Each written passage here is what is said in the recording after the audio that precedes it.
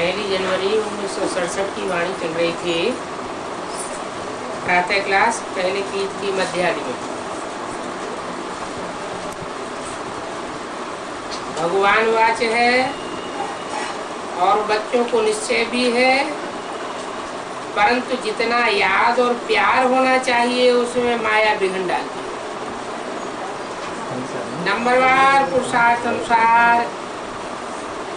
यूं कहेंगे कि योग नंबरवार ही जुड़ेगा।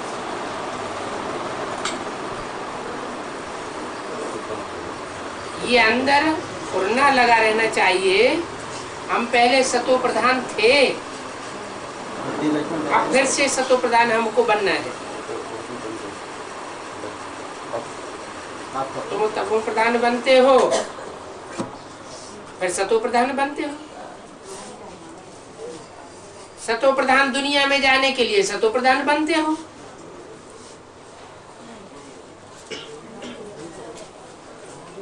और जो आत्माएं सतो प्रधान बनती हैं, वो दूसरी आत्माएं कोई सतो प्रधान दुनिया में नहीं आवेंगी। तुम सतो प्रधान दुनिया में आओगे। तुम माना कौन है? तुम माना जो सन्मुख बाप के बैठने वाले हैं प्रैक्टिकल में बच्चे, वो सतो प्रधान दुनिया में आवेंगे। और जो सन्मुख बैठने वाले बच्चे नहीं हैं, दूर से सुनेंगे, वो सतो प्रधान दुनिया में नहीं आवेंगे।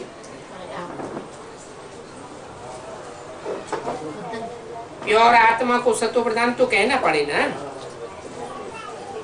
कोई भी नई चीज होती है तो उसको सतो प्रधान कहेंगे। परंतु जो भी नई चीज होती है उनके लिए सदा सतो प्रधान दुनिया नहीं रहती है। तुम जानते हो सतो प्रधान दुनिया में हम सतो प्रधान होंगे। जब दुनिया ही सतो प्रधान होगी तो हम भी सतो प्रधान होंगे। अब जब दुनिया तमो प्रधान होती है तो हम भी तमो प्रधान हो जाते हैं। 1 सेकंड में जीवन मुक्ति, ये अभी का गायन है।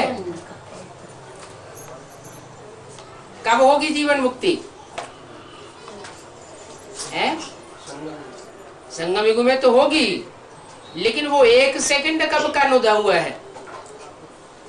ब्रह्मा के लिए कहते हैं ब्रह्मा से विष्णु बनने में 1 सेकंड लगता है।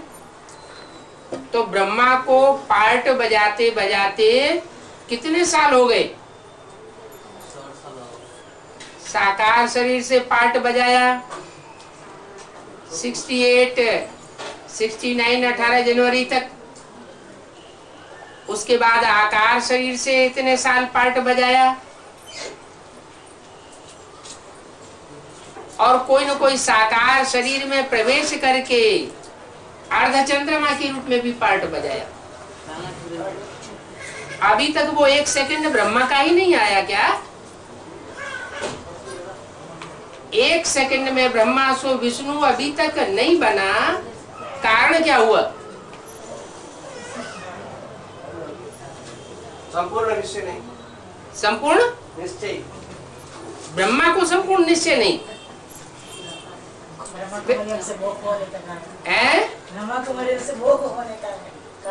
हाँ, नष्टो मोहा स्मृति लब्धा का जो फाइनल पेपर है, उसमें जो पहली आत्मा है सृष्टि रूपी वृक्ष की, जो पहला पत्ता है, वो ही अभी पास नहीं हुआ।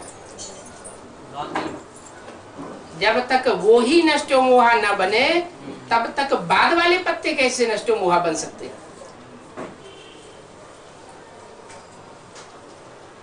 कोई कहे कि सुप्रीम सोल जिस मुकर्रर रथ में प्रवेश करता है उसको तो बन जाना चाहिए, लेकिन नहीं। फादर सोज सन्स, बाप अपन को पहले प्रत्यक्ष नहीं करेगा, पहले बच्चों को प्रत्यक्ष करता है। तो बच्चों में पहला बच्चा है कृष्ण की सोल, और कृष्ण की सोल में ही अभी तक नहीं बैठा हुआ है कि गीता का भगवान साकार में कौन। गीता का भगवान सतयुग में पैदा होने वाला कृष्ण बच्चा तो नहीं होगा, ये तो ठीक बात है, क्योंकि वहां तो गीता ज्ञान सुनाने की बात ही नहीं। गीता ज्ञान सुनाने की बात कौन सी युग की है?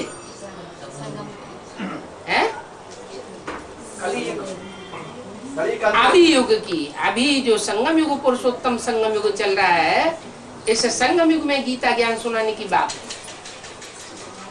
और जो गीता ज्ञान सुनाया जा रहा है वो गीतापति भगवान के द्वारा सुनाया जाना चाहिए। गीता माता होनी चाहिए, गीतापति भगवान होना चाहिए। और गीता की सिद्धि क्या है? नर से नारायण बनना चाहिए। लेकिन नर से नारायण तो तब बने जब और भी आत्मा बैठी।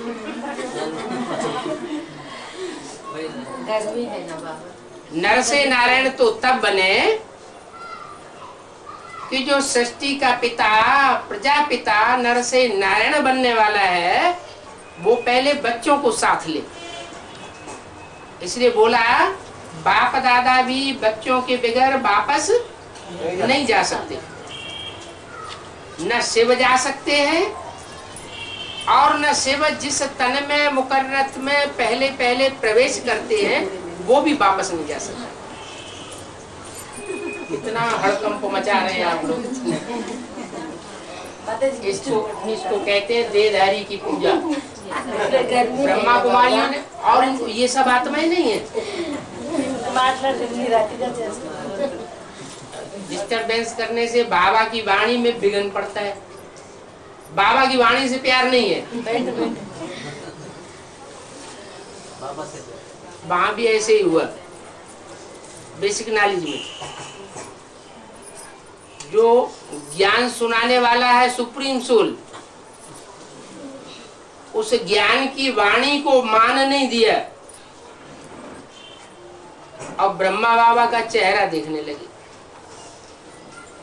ब्रह्मा बाबा के चेहरे मोहरे में बुद्धि जाने लगी। मुखवंशावली ब्राह्मण बनना पसंद हो गया, लेकिन मुखवंशावली नहीं बन सके। क्यों नहीं बन सके? क्योंकि मुख से निकली हुई वाणी की तरफ ध्यान नहीं गया। और यहाँ भी ऐसे ही अगर होता रहे एडवांस पार्टी में, कि जो मुख से निकली हुई वाणी है, जिसे कहते हैं मुरली, मुरली से प्यार माना मुरलीधर से प्यार, और मुरली से प्यार नहीं तो मुरलीधर से प्यार नहीं। तो यहाँ भी अगर ऐसे ही होता रहा कि शिव जिसमें मुकर्रर रूप से प्रवेश करता है, उस रथ से लगाव खूब होता है। माना शिव से लगाव नहीं है, शव से लगाव है। शिव और शव, अगर शिव उसमें प्रवेश न हो तो क्या है? शव है। शिव प्रवेश है तो शिव बाबा है। तो बाबा है ना?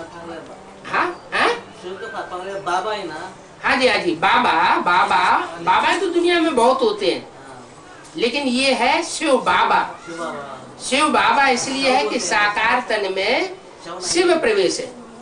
तो महिमा सारी किसकी हुई? शिव बाबा की हुई ना।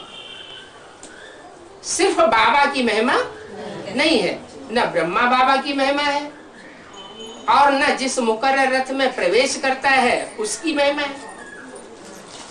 महिमा मुकर्रर रथ की तब कही जाएगी जब संपूर्ण बन करके नारायण का रूप बनकर संसार के सामने प्रत्यक्ष हो जाए।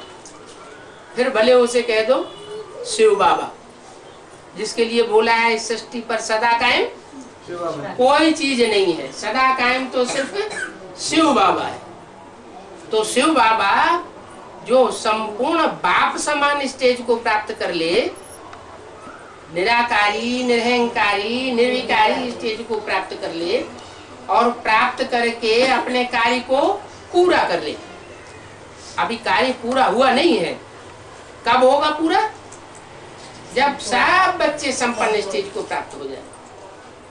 जो भी बच्चे हैं 84 जन्म लेने वाली आत्माएं, वो सब आत्मिक रूप में स्थित हो जाएं, तब कहेंगे परमात्मा बाप का जो पार्ट है आप समान बनाने का, जैसे बाप आत्मा है सदैव सदा शिव कहा जाता है, वैसे बच्चे भी नंबरवार पुरुषार्थ अनुसार आत्मिक स्थिति में स्थित हो जाए।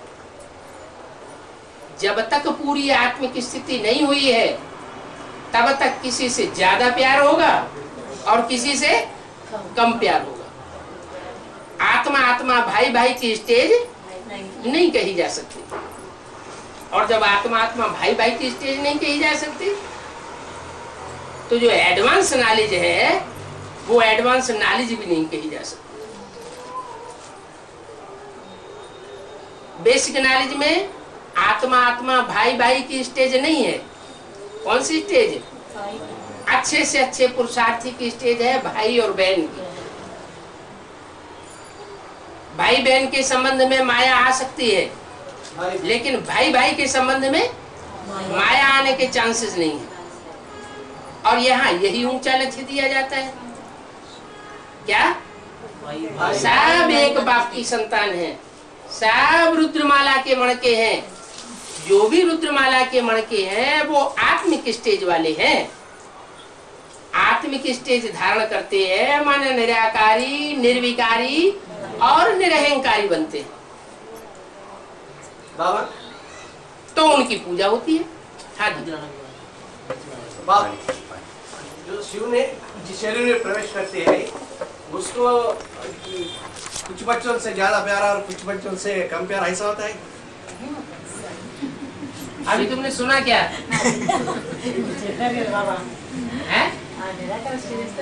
शिव निराकार क्या पार्शियलिटी वाला होता है? निराकार नहीं होते बाबा। और कौन? लेकिन जिस शरीर में वो प्रवेश करता है, जिस शरीर में प्रवेश करता है वो 63 जन्म क्या रहा? 63 जन्म राम की आत्मा या कृष्ण की आत्मा कुछ कर सकी? नहीं, कुछ नहीं कर सकी। क्यों? क्योंकि देहभान में रही। देहभान में रहने के कारण दुनिया का कल्याण नहीं कर सकी। अभी कल्याण करने की निमित्त इसलिए बनती है कि बाप की सोल उनमें प्रवेश करती है। कृष्ण के अंतिम जन्म ब्रह्मा के चोले में शिव ने प्रवेश करके माँ के रूप में सहन शक्ति का पार्ट बजाया या कृष्ण की सोल ने बजाया? शिव ने पार्ट बजाया। अगर ब्रह्मा की सोल में ये शक्ति होती तो वो पहले 63 जन्म में भी बजा के दिखा लेता। ऐसे ही राम की सोल हो या कृष्ण की सोल हो या जगदम्बा की सोल हो, कोई भी सोल अपने में परिपूर्ण नहीं है। ये तो शिव की महिमा है कि जब इस सृष्टि पर आता है तो सब आत्माओं को नंबरवार पुरुषार्थ अनुसार देवता बनाता है, जो आत्मिक स्थिति में स्थित होने वाली आत्मा है। ऐसे नहीं कि 500 करोड़ को देवता बना देगा।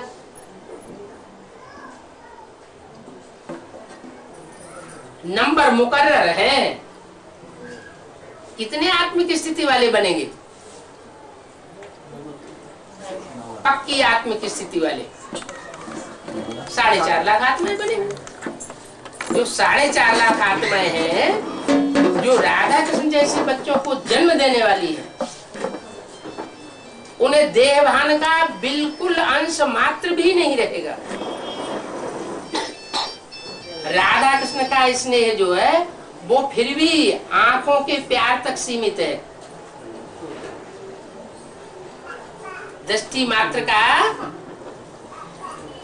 ज्ञान इंद्रियों का, श्रेष्ठ इंद्रियों का स्नेह है। लेकिन जो उनको जन्म देने वाली आत्मा लक्ष्मी नारायण है, जो डायरेक्ट नर से नारायण बनते हैं, उनमें दृष्टि मात्र तक भी देह भान नहीं होगा। राधा कृष्ण के जो लक्ष्मी नारायण का चित्र है, उसमें नीचे राधा कृष्ण है रचना के रूप में, और ऊपर खड़े हैं लक्ष्मी नारायण रचयिता के रूप में। तो लक्ष्मी नारायण एक दूसरे को देख भी नहीं रहे हैं, और राधा कृष्ण एक दूसरे को देख रहे हैं। क्यों देख रहे हैं? क्योंकि उनका स्नेह देह की आंखों तक आकर्षित कर रहा है। और जो लक्ष्मी नारायण है वो दृष्टि मात्र से भी परे है, सिर्फ वाइब्रेशन से, देह का नाम निशान नहीं। आंख भी तो देह का अंग है, आंख देह का अंग है या नहीं है? जब देह का अंग है तो सूक्ष्म रूप में देह भान तो करेंगे। अगर सूक्ष्म रूप में सत्युग में देह भान न हो, श्रेष्ठ इंद्रियों से भी पैदाइश की बात न हो, तो फिर दो कलाएं भी कम क्यों होती हैं? सत्युग में दो कलाएं कम होती है ना। क्यों कम होती है? क्योंकि भले श्रेष्ठ इंद्रियों से संतान पैदा होती है, श्रेष्ठ इंद्रियों के स्नेह से संतान पैदा होती है, लेकिन फिर भी श्रेष्ठ इंद्रियां भी देह का अंग तो है ना, सूक्ष्म इंद्रियां हैं। तो सूक्ष्म इंद्रियों से सूक्ष्म पतन होता है। और जहां देह का अंश मात्र भी न हो, सूक्ष्म देह का अभिमान भी न हो, वहां पतन होने की बात ही नहीं। तो जो 4.5 लाख आत्माएं हैं, वो तो चढ़ती कला में जाने वाली आत्माएं हैं। कब तक चढ़ती कला में जावेंगी? तब तक चढ़ती कला में जावेंगी जब तक 4.5 लाख राधा कृष्ण जैसे बच्चों का जन्म नहीं हो जाता है। उसके बाद जब 9 लाख सितारे परिपूर्ण स्टेज को प्राप्त कर लेंगे, तब दुनिया का पतन होना शुरू होगा। 9,16,108 आबादी जब हो जाएगी कंप्लीट, तब पतन होना शुरू होगा। उस समय राज्य किसका आ जाएगा? नर से नारायण बनने वाली आत्माओं का राज्य होगा या उनके बच्चों का राज्य होगा? उनके बच्चों का राज्य होगा। जब बच्चों का राज्य होगा तो रचना का राज्य कहा जाएगा। और जो रचना का राज्य है उसमें यथा राजा तथा प्रजा हो। राधा कृष्ण वाली आत्माएं जो दृष्टि से एक दूसरे को रस ले रही हैं, कृष्ण की दृष्टि राधा में डूब रही है, राधा की दृष्टि कृष्ण में डूब रही है, वो देवभान का सुख तो ले रही है सूक्ष्म रूप में। तो उनके जो बच्चे पैदा होंगे, वो भी, जो प्रजा होगी वो भी उसी कैटेगरी की होगी। माना उस समय से गिरती कला शुरू हो जाती है सृष्टि, देखने में नहीं आवेगी, क्योंकि में बहुत सूक्ष्म पतन है। 1250 वर्ष में सिर्फ 2 कलाएं कम होती हैं, और त्रेता में 1250 वर्ष में सिर्फ 6 कलाएं कम होंगी। माने टोटल जो स्वर्ग की दुनिया है, सत्युग त्रेता वाली दुनिया है, उसमें 8 कलाएं कम होंगी। 8 कलाएं जब कम हो जाती हैं तो आधा पतन हो जाता है आत्मा का। और जब आधा पतन हो जाता है तो सृष्टि में परिवर्तन आता है। क्या परिवर्तन आता है? जो ऊपर से आने वाली आत्माएं हैं दूसरे दूसरे धर्म की, उनका आना आरंभ हो जाता है। जो दूसरे धर्म की आत्माएं आती हैं वो द्वैत फैला देती है। उससे पहले इस दुनिया में द्वैत नहीं था, दो मतें नहीं थी, दो राज्य भी नहीं थे, दो दो धर्म भी नहीं थे, तो दो दो भाषाएं भी नहीं थी। इसलिए सारी दुनिया एकता के सूत्र में बंधी हुई होने के कारण सुख और शांति दोनों थी। जब द्वैत होता है, माना दूसरा धर्म पिता इस सृष्टि पर आ जाता है, तो पतन तेजी से होता है। वो तेजी से पतन होने का कारण क्या हुआ कि सतयुग त्रेता में सूक्ष्म इंद्रियों का स्नेह होता है, ज्ञान इंद्रियों का स्नेह होता है, वहां भ्रष्ट इंद्रियों का स्नेह नहीं होता। और द्वापर युग से जैसे ही दूसरे धर्म के धर्म पिता आना शुरू होते हैं, वैसे ही भ्रष्ट इंद्रियों का स्नेह शुरू हो जाता है। और देहभान जो है वो अपने स्तर से नीचे गिर जाता है, यानी ज्ञानेंद्रियों से भी उतर करके कर्मेंद्रियों में उतर जाता है। जब कर्मेंद्रियों में देहभान उतरता है तो व्यभिचार पैदा हो जाता है। व्यभिचार पैदा करने वाला पहला धर्म है संसार में इस्लाम धर्म। जब से इस्लाम आता है तब से दृष्टि दूषित होती है, दृष्टि दूषित होती है तो वृत्ति दूषित होती है, वृत्ति दूषित होती है तो वाचा दूषित होती है, वाचा दूषित होती है तो कर्मेंद्रियां भी दूषित हो जाती है। ये व्यभिचार की दुनिया वैश्यालय की दुनिया कही जाती है। वैश्यालय में और शिवालय में अंतर तो पता है ना। शिवालय में एक शिव की पूजा होती है, सब देवताएं चारों तरफ बैठे हुए हैं, बीच में शिव है। किसको याद कर रहे हैं? एक शिव को याद कर रहे हैं। उसे कहते हैं वैश्या का आलय। आलय माने घर। उसके अपोजिशन में, किसके अपोजिशन में? शिवालय की अपोजिशन। शिवालय में सब एक को याद करते हैं, एक की मान्यता करते हैं। और वैश्यालय में वैश्या को क्या करना पड़ता है? अनेकों को याद करना पड़ता है, अनेकों की चिरौरी करनी पड़ती है, अनेकों को मान्यता देनी पड़ती है, अनेकों की बात माननी पड़ती है। तो उसको कहा जाता है वैश्यालय। अभी बाप आए हैं, जो धर्म गुरुओं ने, धर्म पिताओं ने आकर के इस सृष्टि को वैश्यालय बना दिया, उस वैश्यालय की सृष्टि को फिर से शिवालय बनाने आए। तो जो फिर से शिवालय सृष्टि बन रही है, उस शिवालय बनने वाली सृष्टि में हमें क्या करना है? शिव को याद किस लिए करना है? शिवालय बनाने के लिए शिव को याद करना है। जैसे को याद करेंगे वैसे ही हमारे वाइब्रेशन बनेंगे, हमारी बुद्धि भी वैसी ही बनेगी। वैश्या के संग रहेंगे, वैश्या को याद करेंगे तो हमारी बुद्धि में भी वैश्यावृत्ति घुस जाएगी।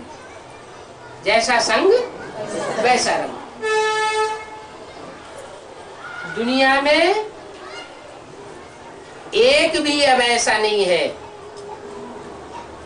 जिसके वाइब्रेशन में व्यभिचार न घुस गया हो, जिसकी दृष्टि व्यभिचारी न बन गई हो अभी तक, जिसकी वाचा में व्यभिचार न आ गया हो। सारी दुनिया पतित है। इस पतित दुनिया में एक भी पावन नहीं, सब पतित है। तो पतितों की दुनिया में जब सब पतित होते हैं तो ऐसी सृष्टि को पावन बनाने के लिए सदाशिव इस सृष्टि पर आता है। और सदाशिव जो है वो पहले एक को पावन बनावेगा या अनेकों को पावन बनावेगा? पहले एक को पावन बनावेगा। एक के पतित बनने से सब पतित बन जाते हैं, एक के पावन बनने से सब पावन बन जाते। वो एक कौन है? हाँ, चढ़ती कला तेरे बहाने सर्व का भला। अगर हमारी चढ़ती कला होगी तो उसकी निशानी क्या होगी? सबका भला करने में लग जाएगा। हम अपने अपने अंदर झांक करके देखें, क्या हमें अपनी परवाह नहीं रही? क्या अपनी परवाह है, अपनी चिंता है, तो इसका मतलब स्वार्थ भरा हुआ है। स्व के रथ के लिए अभी हम प्रयत्न कर रहे हैं, मेहनत कर रहे हैं, उसको कहेंगे स्वार्थ। तो इस दुनिया में जिसको जिसको अपना रथ है वो सब स्वार्थी है। एक भी ऐसा नहीं है मनुष्य आत्मा जो स्वार्थी न हो, सब स्वार्थी है। क्योंकि दुनिया में या तो मनुष्य आत्माएं हैं, या तो देवात्माएं हैं, या तो राक्षसी आत्माएं। देवात्माओं को भी अपना रथ होता है, मनुष्यों को भी अपना रथ होता है, और राक्षसों को भी अपना रथ होता है। रथ किसको नहीं होता है? सुप्रीम सोल शिव को रथ नहीं होता।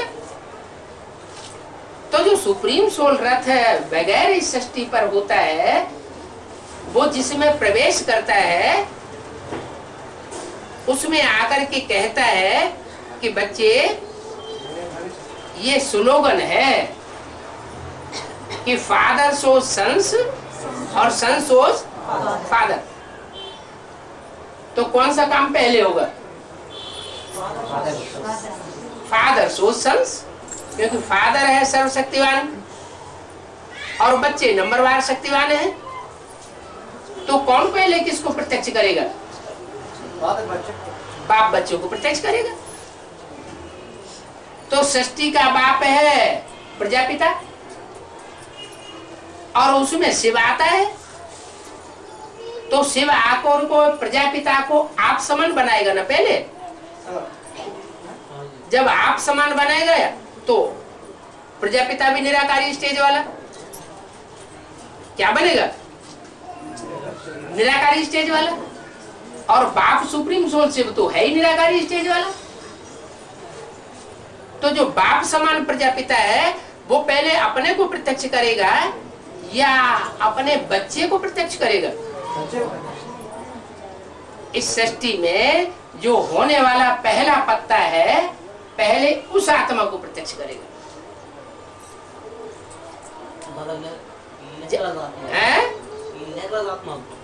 जब तक वो आत्मा संसार में प्रत्यक्ष न हो संपन्न रूप में, तब तक कोई काम नहीं हो सकता। इसलिए कृष्ण की सोल को मस्तक में, भले अधूरा चंद्रमा है, मस्तक में बैठाया हुआ है। क्या मस्तक में बैठाया हुआ है? माना बहुत मान है, बहुत आस है कि एक के पावन बनने से सब पावन बन जाएंगे। गंगा को भी मस्तक में बैठाया हुआ। गंगा को बिठाया है, लेकिन गंगा भी तो अंत में प्रत्यक्ष होगी। गंगा आदि में प्रत्यक्ष होती है या अंत में प्रत्यक्ष होती है या मध्य में? अंत में प्रत्यक्ष होती है। गंगा फिर भी गंगा है। गंगा में ये नहीं कहेंगे कि शिव ने प्रवेश कर लिया। जो गंगा है उसमें कोई कह नहीं सकता कि शिव ने प्रवेश किया। गंगा तो फिर भी नदी है। जैसे जड़ नदियां होती हैं पानी की, वैसे चैतन्य ज्ञान की गंगा है कोई, यह ज्ञान गंगाएं हैं। लेकिन गंगाओं में और परमात्मा पार्ट में बहुत अंतर है। गंगा जो कुछ भी बोलेगी वो नया नया ज्ञान सुनाएगी या सुना हुआ पुराना ज्ञान सुनाएगी? पुराना ज्ञान सुनाएगी। माने मंथन किया हुआ मक्खन नहीं निकलेगा। और शिव आकर के जो कुछ सुनाते हैं वो सब नया सुनाते हैं। नए ज्ञान से नई सृष्टि रची जाती है और पुराने ज्ञान से पुरानी सृष्टि रची। हाँ, गंगा के लिए इतना है, अगर बाप के कनेक्शन में है तो गंगा भी पतित पावनी बन सकती है। नदियों का कनेक्शन अगर सागर से नहीं है तो नदी भी क्या बन जाती है? नाला बन जाती है। सागर से कनेक्शन है तो नदी जो है वो स्वर्ग की दुनिया स्थापन करने वाली बन जाती है। नदियां तो हैं, लेकिन उन नदियों का कनेक्शन किससे है? गढ़े गढ़ीचियों से कनेक्शन है या सागर से कनेक्शन है? नदी भी जब सागर में पहुंचती है तो जितना भी कचरा लाती है अपने साथ, दृष्टि वृत्ति का कचरा तो पड़ता है ना, वो सारा कचरा सागर में समा जाता है। कचरा सागर में समा जाता है और नदी भी स्वच्छ हो जाती है। वो पानी फिर स्वच्छ होकर के बादलों के रूप में सागर से ऊपर उठता है, ऊपर जाता है, पहाड़ों से टकराता है, फिर नदी बनकर के बहता है। वो शुद्ध जल होता है। शुद्ध जल ऊंची स्टेज में से आता है तो जब मैदान में आता है तो उसमें फिर कचरा पड़ता है। ये क्रम चलता रहता है। तो नदियों में प्रदूषण पड़ता है, सुप्रीम सोल में प्रदूषण नहीं पड़ सकता। एक ही सोल ऐसी है जिसको संग का रंग नहीं लगता, बाकी सबको संग का रंग लगता है। सागर का पानी क्यों खारा? सागर का पानी क्यों खारा? सागर का पानी खारा भी होता है और सागर का पानी मीठा भी होता है। क्या ऐसा नहीं कि सागर हमेशा खारा ही खारा है? सागर मीठा भी है और सागर खारा भी है। गल्फ स्ट्रीम धारा है गर्म पानी की, उसमें मीठा जल भी बहता है। तो कहीं सागर खारा है, कहीं सागर मीठा है। मीठों के लिए मीठा है और खारों के लिए खारा। इस दुनिया में खारी आत्माओं की संख्या ज्यादा है या मीठी आत्माओं की संख्या ज्यादा है? खारी आत्माओं की संख्या ज्यादा है। तो चारों तरफ समुद्र का जल भी खारा ही खारा दिखाई पड़ता है।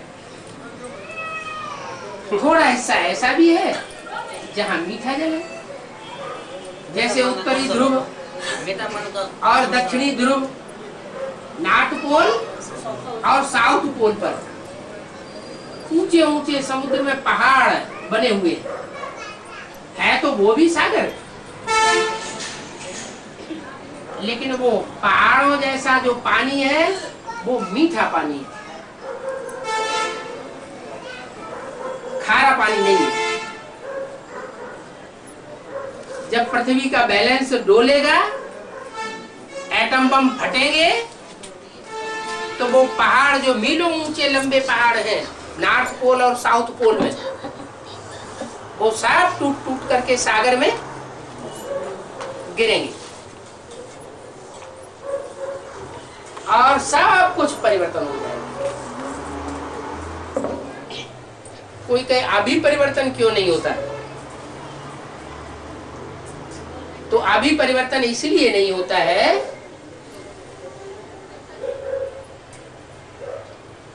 कि सीधी उंगली से घी निकलता है या टेढ़ी उंगली से घी निकलता है? टेढ़ी उंगली से घी निकलता है। सीधी उंगली जब तक रखेंगे उसमें घी बाहर नहीं आएगा। तो ऐसे ही परमपिता परमात्मा सुप्रीम सोल जब तक प्यार भरा पार्ट बजा रहा है तब तक बच्चे सुधरने वाले नहीं है। और जैसे ही कड़क रूप पकड़ेगा तो परिवर्तन होना आरंभ हो जाएगा। मन सदगुरु की पाठ बाबा। सदगुरु सख्त स्वभाव का होता है। बाप, माँ और टीचर ये उतना सख्त नहीं होते। टीचर का लगाव होता है स्टूडेंट में, माँ का लगाव होता है सब प्रकार के बच्चों में, चाहे खराब से खराब बच्चा क्यों न हो, दुष्ट से दुष्ट बच्चा क्यों न हो, उसको भी माँ अपनी गोद में रखना चाहेगी, दूर नहीं करना चाहेगी। बाप का भी उम्मीद होती है बच्चों में कि बच्चा आज नहीं तो कल सुधर जाएगा। लेकिन सदगुरु लगाव झुकाव वाला पार्ट नहीं बजाता है। इसलिए अव्यक्त वाणी में बोला हुआ है, अपने फरिश्ते स्वरूप का उद्घाटन कब करेंगे? खुद करेंगे, अपनी स्वेच्छा से करेंगे, या चीफ जस्टिस धर्मराज को बुलाना पड़ेगा? इसका मतलब क्या हुआ कि बच्चों से इतने वर्षों से कहते चले आ रहे हैं कि आत्मिक स्थिति धारण करो, अव्यक्त स्थिति धारण करो, अव्यक्त स्थिति बनावेंगे तो सदा काल की प्राप्ति अनुभव करेंगे। और अब तक भी बच्चों की वो स्टेज नहीं बन पाई। तो बाप को फिर सख्त रूप अपनाना पड़ेगा। जो काम सहज मार्ग से पूरा नहीं होता वो फिर डंडा मारना पड़ता है। क्योंकि सारी दुनिया क्या बन गई? नियम तो बता दिया। क्या नियम बता दिया? देवताएं इशारे से समझते हैं, मनुष्य बार बार कहने से समझते हैं, और राक्षस बार बार कहने से भी नहीं समझते। तो आज सारी दुनिया में सब क्या बन गए? राक्षस बन गए। राक्षसी दुनिया, और राक्षसी दुनिया में राक्षसों के संग में रहते रहते देवात्माएं भी राक्षस बन गई। तो ऐसों को परिवर्तन करने के लिए परमात्मा बाप को फिर सत्य रूप पकड़ना पड़ता है।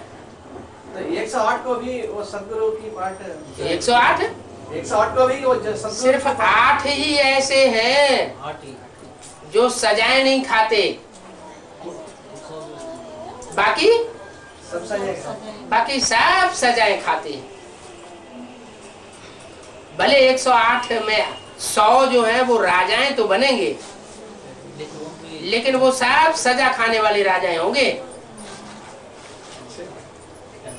बिना सजा खाए राजा नहीं बनेंगे, अपने पाप कर्मों को पूरा भस्म नहीं कर पाएंगे।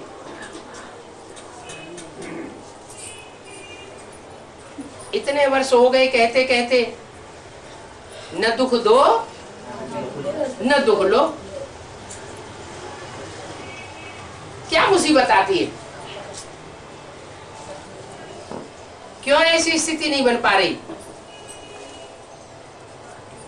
चलो, बहुत से लोग इस स्थिति में तो पास हो जाते हैं कि दूसरों को दुख नहीं देते। ब्रह्मा जी से दूसरों को दुख देते नहीं हैं, ऐसा प्रयास करते हैं, ऐसा पुरुषार्थ करते हैं कि दूसरों को दुख नहीं देंगे, लेकिन दूसरों से दुख ले लेते हैं। दूसरों से दुख मिलता है तो चेहरा लटक जाता है।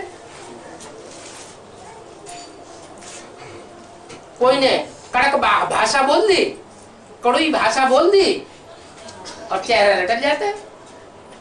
भले बाबा ने बता दिया है, एक कान से सुनो दूसरे कान से निकाल दो। फिर क्या ऐसा प्रैक्टिकल होता है? एक कान से सुन करके दूसरे कान से निकालने हो पाता है? नहीं हो पाता। 1-2 बार हो जाएगा, फिर भूलना शुरू हो जाता है। तो बाप कहते हैं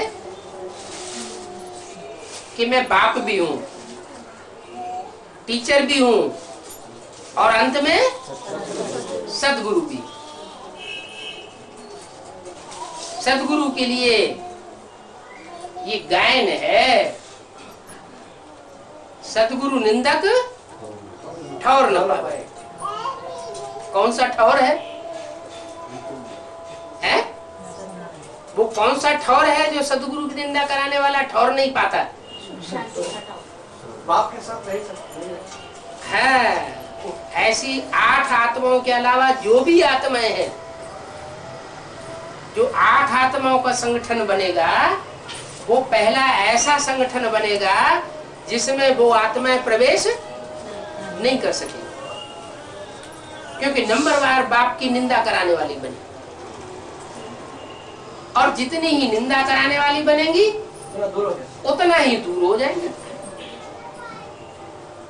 तो उनको टाइम लगेगा संपन्न बनने में, पाप ही करती रहेंगी।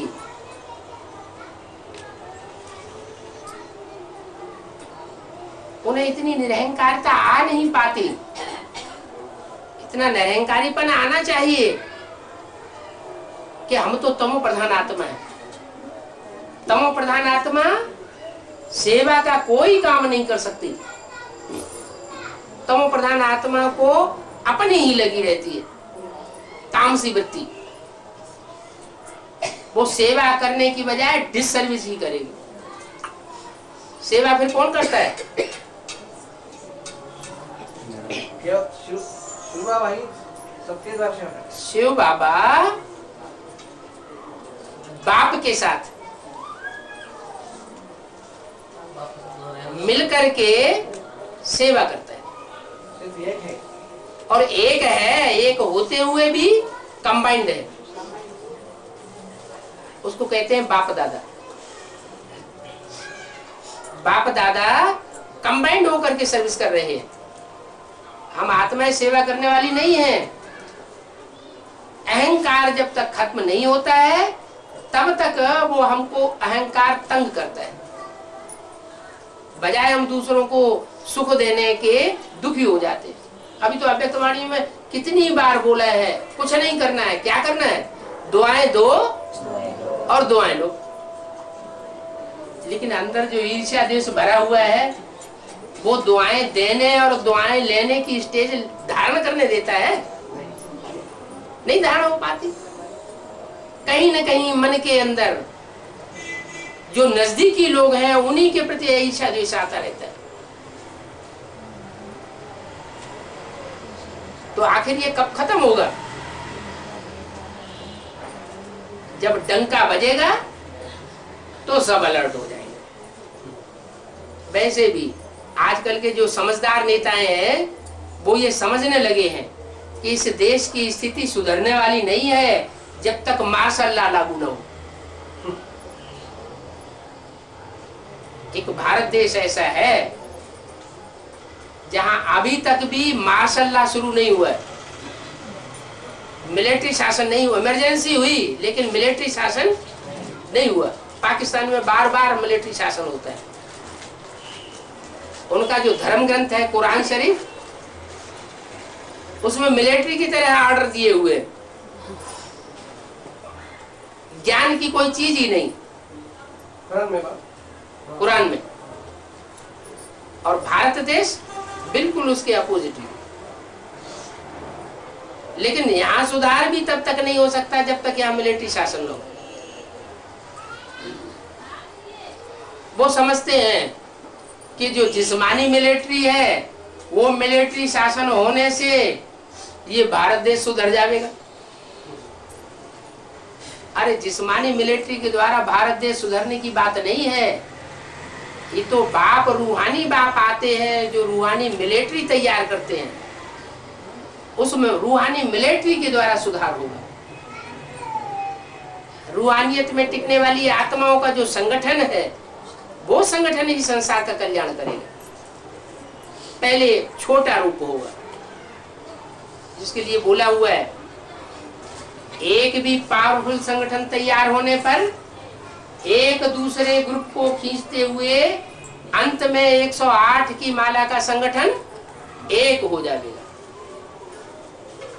तो इसका मतलब क्या हुआ कि 108 की माला का संगठन वो तो बाद में बनेगा, लेकिन उससे पहले छोटे छोटे ग्रुप बने हुए होंगे। कितने ग्रुप होंगे?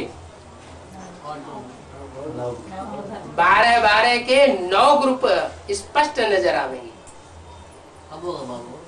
नास्तिकों का तो कोई ग्रुप ही नहीं होता है।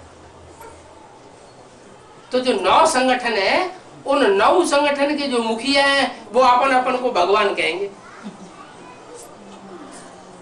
एक भगवान नहीं होगा, भगवान के अनेकों रूप हो जाएंगे। तय करना मुश्किल हो जाएगा आखिर भगवान कौन है। आर्य समाज, आर्य समाजी अपन को कहेंगे हम भगवान। हर धर्म का मुखिया अपने को परमात्मा का मुकर्रर रथ घोषित करेगा।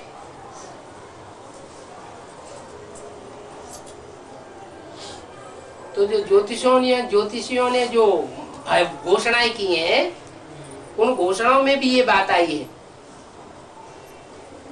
कि जब सारी सृष्टि में विप्लव होता है तो 9 ग्रह आपस में टकराते हैं।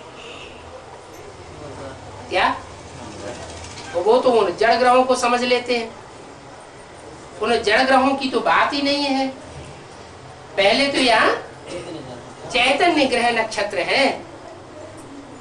आपस में टकराव माना क्या बात है? आपस में टकराव माना, टकराव माने आपस में एक दूसरे के सिद्धांतों में टक्कर होती है। वो कहते हैं ये बात ऐसे होनी चाहिए, वो कहेंगे नहीं ये ऐसे नहीं, ऐसे होना चाहिए। फिर बाद में क्या होगा? बाद में यही होगा कि जो ज्यादा मजबूत और ज्यादा वजनी होगा, वही ज्यादा पावरफुल होगा, वो बचेगा और सब नष्ट भ्रष्ट हो जाएंगे। 9 ग्रहों में सबसे भारी और सबसे बड़ा ग्रह कौन सा है? बृहस्पति। उसका नाम ही क्या है? बृहस्पति, बड़े से बड़ा पति, बृहस्पति। शास्त्रों में उसको प्रजापिता कह दिए।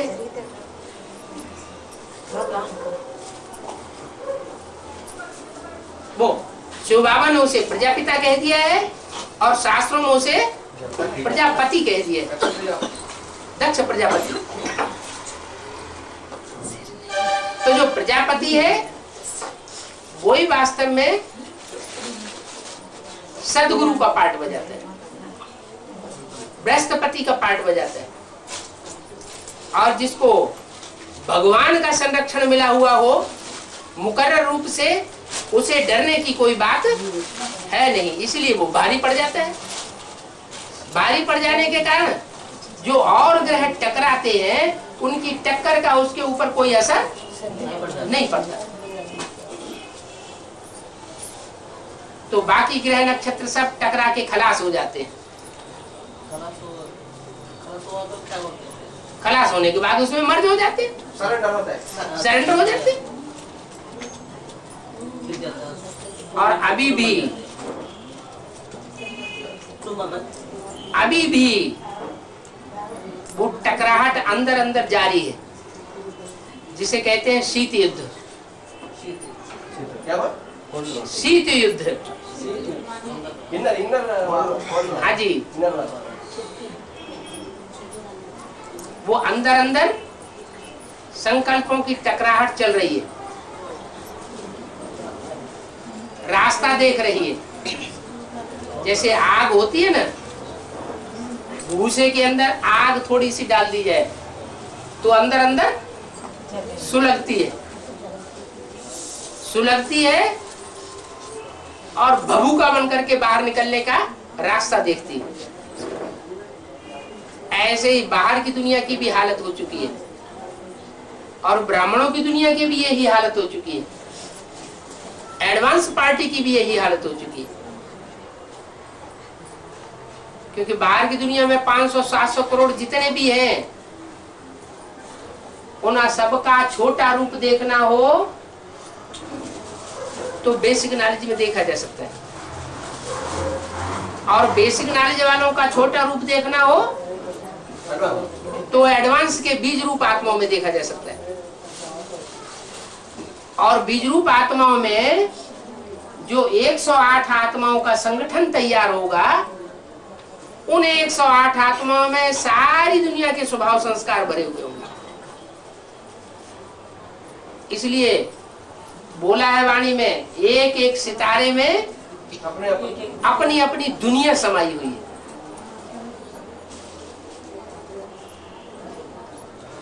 वो ज्योतिषी समझ लेते हैं कि वो जड़ सितारों में कोई दुनिया होगी, तो शास्त्रों में लिखा हुआ है, उसके आधार पर आज के वैज्ञानिक ग्रहों उपग्रहों में जाने की कोशिश कर रहे हैं, लेकिन उन्हें सफलता मिलने वाली नहीं है। क्यों? क्योंकि दूसरे ग्रह उपग्रहों में कोई जीवन नहीं है।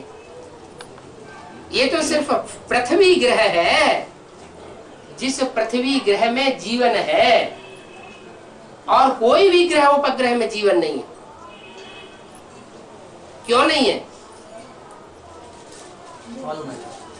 मालूम नहीं? मालूम होना चाहिए कि पृथ्वी पर ही सूर्य से जहां निश्चित दूरी है वहीं पर जीवन हो सकता है। सूर्य की किरणें जहां नॉर्थ पोल और साउथ पोल पर थोड़ी सी तिरछी हो जाती है, किरणें ऐसी पड़ना और सीधी पड़ना और फिर तिरछी पड़ना, दक्षिणी पोल तिरछी, उत्तरी पोल फिर तिरछी और सामने सीधी। तो जहां सीधी पृथ्वी के ऊपर किरणें पड़ती है वो हिस्सा उचित दूरी पर है, और उस उचित दूरी पर ही जीवन हो सकता है। तो जहां पृथ्वी पर थोड़ी दूरी में अंतर पड़ जाता है, उत्तरी ध्रुव दक्षिणी ध्रुव में, वहां कोई जीव जंतु नहीं होता। तो दूसरे ग्रह नक्षत्र तो सूर्य से बहुत दूर है, कोई बहुत नजदीक है, उनमें तो जीवन होने का कोई सवाल पैदा ही नहीं होता। तो बेहद में तो भूमि माता, धरणी माने तो माता, धरणी माने पृथ्वी माता। पृथ्वी माता में भी जो बिल्कुल एग्जैक्ट दूरी पर रहने वाली आत्माएं, उनमें महान जीवन है। महान जीवन का मतलब 84 जन्म लेने वाली आत्माएं। जो थोड़ी दूरी वाली है ज्ञान सूर्य से, उतना कनेक्शन जिनका नहीं जुड़ता है, ज्ञान सूर्य के साथ जिनका उतना संबंध नहीं जुड़ता है, वो कम जन्म लेने वाली है। माना उनका जीवन थोड़ा है। ये तो पता है कि कुछ आत्माएं पूरे 84 जन्म लेती है, इस षष्ठी रूपी रंगमंच पर ऑलराउंड पार्ट बजाती है, पूरा जीवन धारण करती है, और कुछ आत्माएं कम जन्म लेती है। तो जो कम जन्म लेती है वो जरूर सूर्य से बहुत दूर है, और जिनके पूरे 84 जन्म है वो जरूर सूर्य से उचित दूरी पर है, न बहुत नजदीक और न बहुत दूर। क्योंकि ज्ञान सूर्य का पार्ट ऐसा पार्ट है, शंकर का पार्ट ऐसा पार्ट है जो तुम बच्चे भी समझ न सको। जो भी बाप के 84 जन्म लेने वाले बच्चे हैं, जो भी आत्मिक स्थिति में आत्मिक स्थिति को धारण करने में परिपक्व होने वाले बच्चे, वो बच्चे भी नहीं समझ सकते। माने बाप के जो सन्मुख बैठ करके पढ़ाई पढ़ते हैं वो भी नहीं समझ सकते। उनकी भी बात छोड़ो, जो मेरे साथ रहने वाले हैं प्रैक्टिकल में शरीर के साथ, वो भी मेरे को नहीं पहचान पाते। नहीं पहचान पाते हैं, इसलिए नजदीक आकर के फिर दूर हो जाते हैं। फिर लांछन लगाते हैं, ग्लानि करते हैं कि बाप ने हमको छोड़ दिया। अरे बाप बच्चों को थोड़े छोड़ता है, बच्चे ही खुद बाप को छोड़ करके चले जाते हैं। बाप तो विरुद्ध लेकर के आया हुआ है कि तुम सब बच्चों को अपने साथ ले जाऊंगा।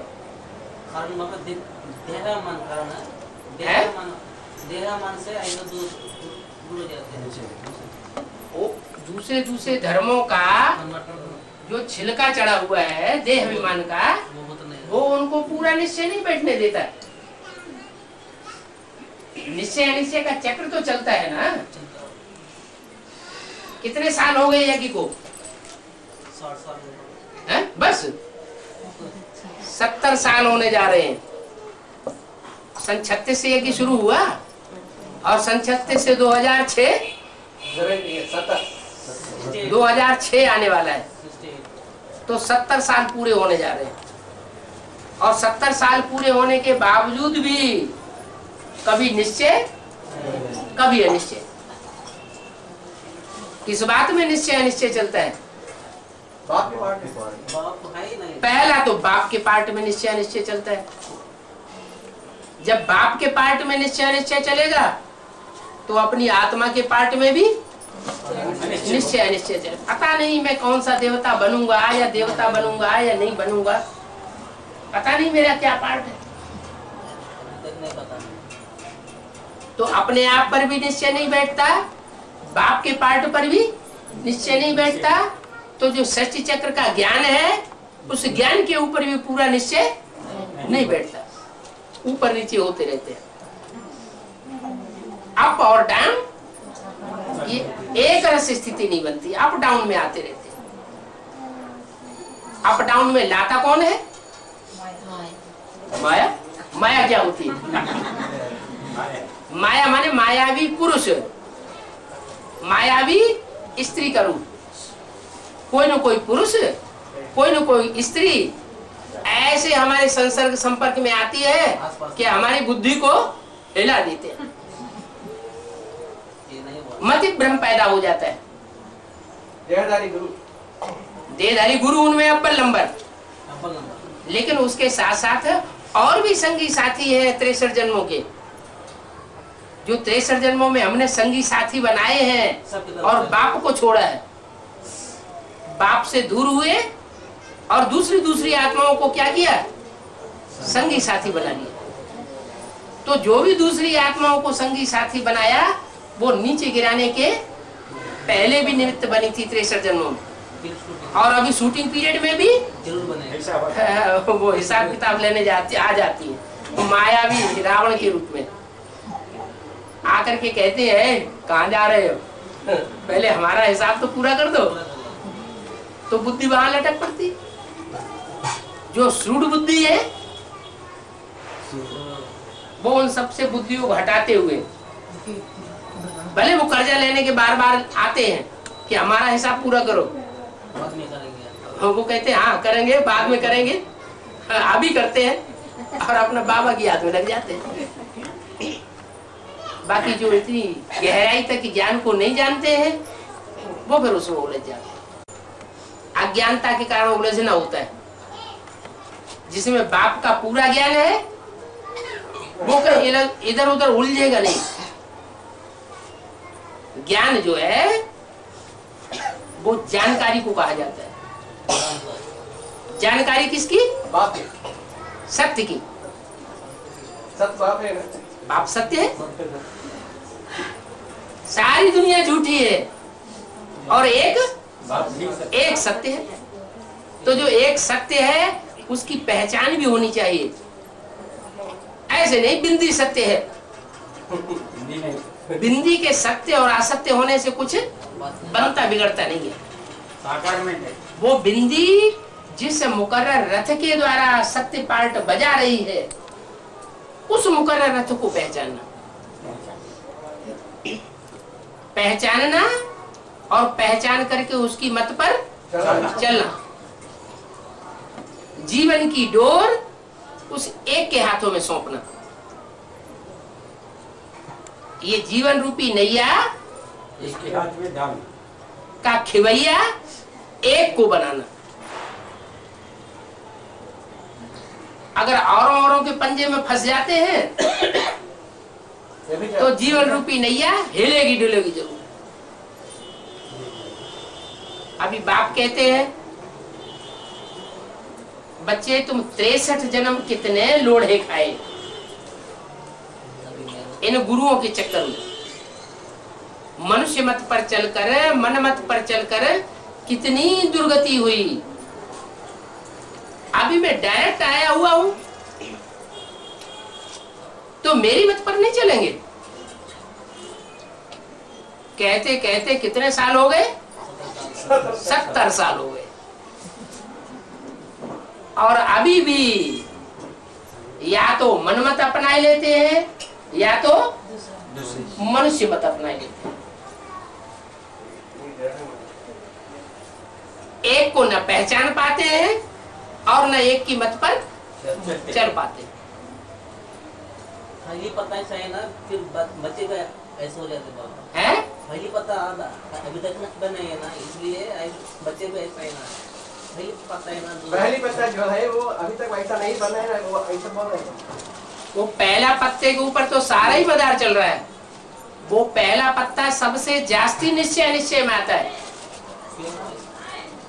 बारी ज्यादा जो सबसे जास्ती निश्चय में आता है, उसका अगर सुधार हो जाए, उसकी बुद्धि में बैठ जाए कि गीता का भगवान शिव नहीं है, वो गीता का भगवान कृष्ण नहीं है, गीता का भगवान शिव शंकर भोलेनाथ है, इतनी बात बुद्धि में नहीं बैठती। तो जब उसकी बुद्धि में नहीं बैठती तो तथाकथित प्रजापिता ब्रह्मा कुमार कुमारी जो कहलाए जाते हैं उनकी बुद्धि में भी नहीं बैठती, और जो ब्रह्मा कुमार कुमारी कहे जाते हैं उनकी बुद्धि में भी बैठने का सवाल ही नहीं।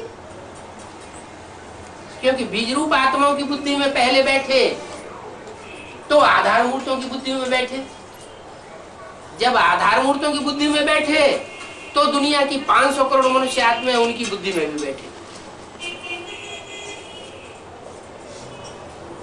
द्वापर युग के आदि में जब शास्त्र लिखे गए थे और जिस समय गीता तैयार हुई थी मनुष्यों के द्वारा लिखी हुई, उस समय गीता में कृष्ण का नाम नहीं था। भगवान कृष्ण का नाम जो कृष्ण के फॉलोअर्स हैं, कृष्ण के भगत हैं, उन भक्तों ने कृष्ण का नाम बाद में ऐड कर दिया। बलियों में ऐसा बना है। कृष्ण भगवान वाच डाल दिया। 76 बाद ये तो बाहर की दुनिया की बात हुई।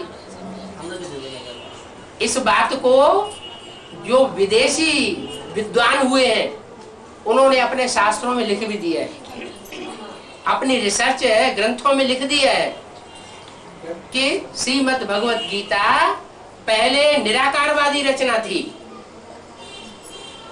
बाद में इसमें कृष्ण का नाम डाला गया। फॉरेन वाले जो विद्वान हुए हैं उन्होंने लिख दिया, बहुत बुद्धिमान होते हैं। उन्होंने सच्चाई को पहचान लिया। वो भगवान को भी पहचान लेते हैं, मेहनत तो बातें होती है। भगवान को पहचानते हैं तो भगवान को पहले प्रत्यक्ष करते हैं। तो यहाँ भी ऐसे ही शूटिंग होगी। जो बाप के डबल विदेशी बच्चे हैं, डबल विदेशी, वो डबल विदेशी बच्चे बाप को पहले पहचान करके गीता का भगवान कौन है उसका फैसला कर लेते हैं, और उस फैसले को ब्राह्मणों की दुनिया में फैलाते हैं कि गीता का भगवान दादा लेखराज कृष्ण की सोल उर्फ ब्रह्मा बाबा नहीं, वो साकार में गीता का भगवान नहीं है। गीता का भगवान तो वास्तव में निराकारी स्टेज को पकड़ने वाला शिव शंकर भोलेनाथ। गीता में ढेर सारे ऐसे श्लोक आए हुए हैं मनुष्यों की लिखी हुई गीता में, जिससे ये साबित होता है कि गीता निराकारवादी रचना थी। जितने भी धर्म पिताएं आए हैं,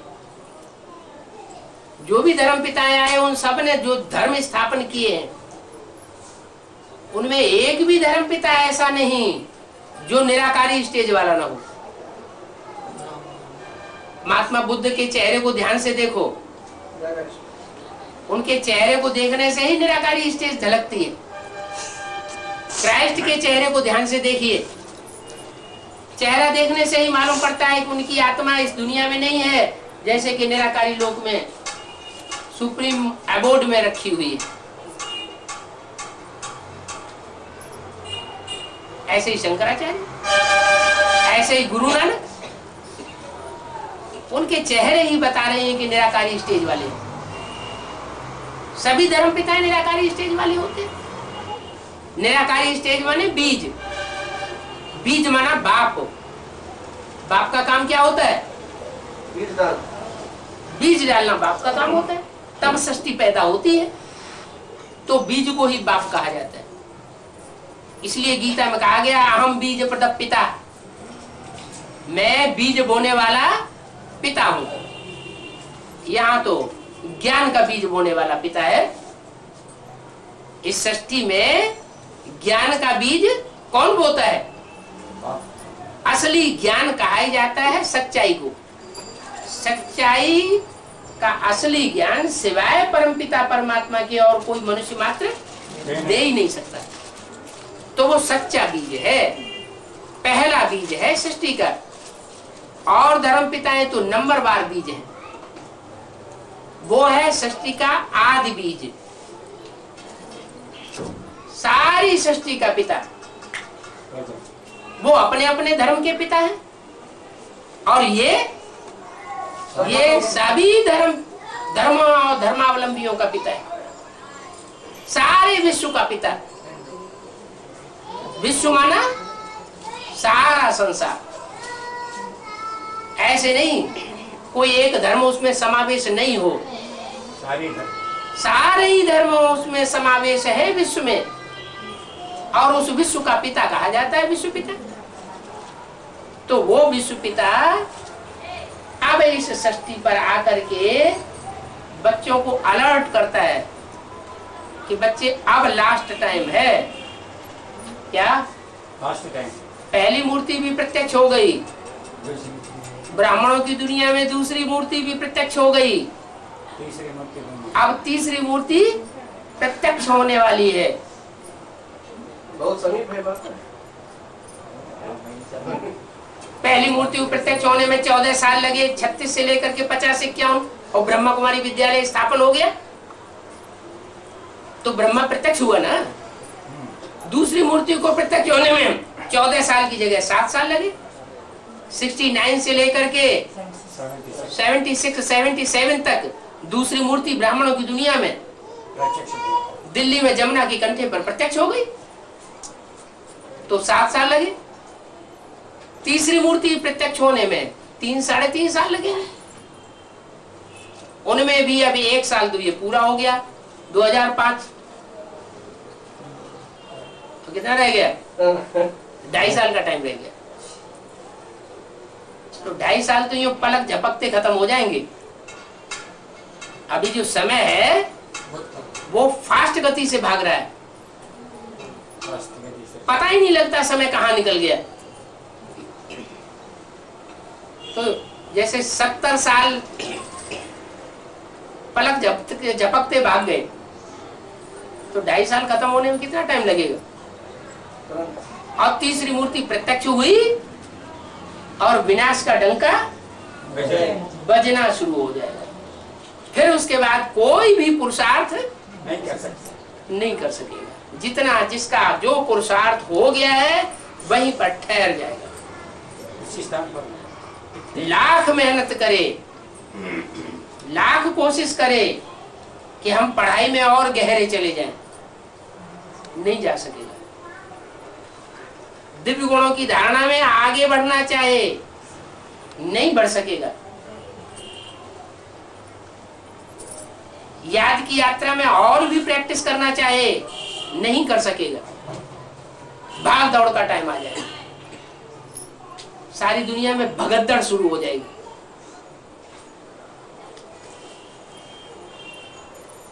पढ़ाई का टाइम शांति में होता है या अशांति में होता है? शांति में होता है।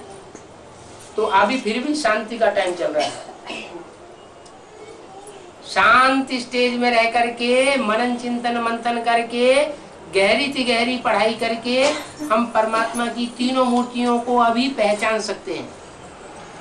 और जो पहचानेगा वो दूसरों को भी पहचान दिए बगैर रह नहीं सकता।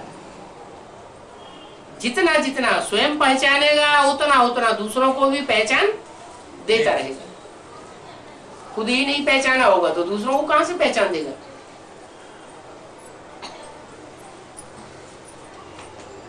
ओम शांति।